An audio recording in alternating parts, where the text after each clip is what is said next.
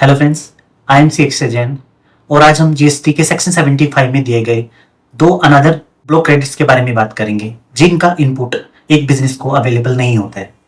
तो इसमें हम बात करेंगे परचेज ऑफ मोटर व्हीकल्स की एंड दूसरी फूड एंड बेवरेजेस की। So let start with purchase of motor vehicles.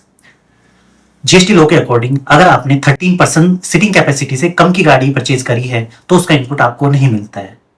It means कि अगर आप किसी भी बिजनेस में हैं और आपने कोई भी गाड़ी खरीदी है जो जिसकी सीटिंग कैपेसिटी 13 से कम है तो उसका इनपुट आपको नहीं मिलेगा। लेकिन यहीं पे एक एक्सेप्शंस भी दी गई हैं जीएसटी लॉ में कि अगर आप एक कार डीलर हैं या फिर आप ट्रेनिंग प्रोवाइड करते हैं ड्राइविंग की, आप कैब ऑपरेटर हैं, तो इस केस में आपको जीएसटी का इनपुट मिल सकता है। इट मीन्स कि परचेज ऑफ मोटर व्हीकल का इनपुट आपके नेचर ऑफ बिजनेस पे डिपेंड करता है। दूसरा, फूड एंड बेवरेजेस।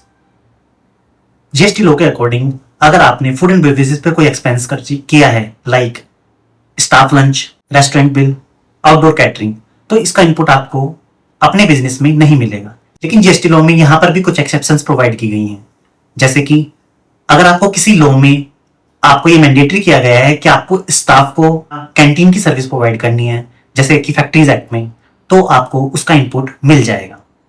दूसरा, अगर आपका बिजनेस का नेचर ही ऐसा है जिसमें आप रेस्टोरेंट सर्विस प्रोवाइड कर रहे हैं या आउटडोर कैटरिंग की सर्विस प्रोवाइड कर रहे हैं, तो इस केस में भी आपको जीएसटी का इनपुट मिल जाएगा।